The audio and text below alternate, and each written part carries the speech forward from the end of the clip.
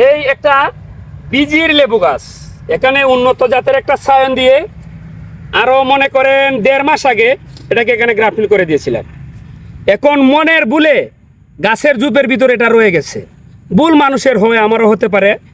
এখন লক্ষণীয় বিষয় হলো, আপনারা যারা গ্রাফটিং করেন কিংবা করতে চাচ্ছেন, এই যে দেখেন গ্রাফটিংয়ের নিচ থেকে কিন্তু অনেকগুলা জংলি কুশি আসছে, যার কারণে আমার এই সায়নের মধ্যে কুশি আসে নাই।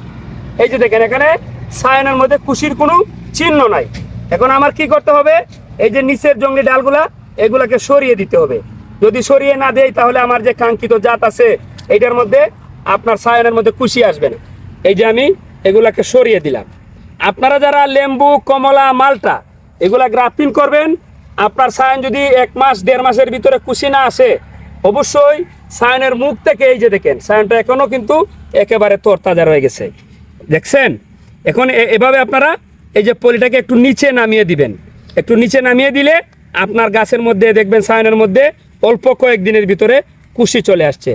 তাই যারা গ্রাফটিং করেন, গ্রাফটিং করে বসে থাকবেন না, গাছের প্রতি খেয়াল রাখবেন এবং গাছের যত্ন নেবেন।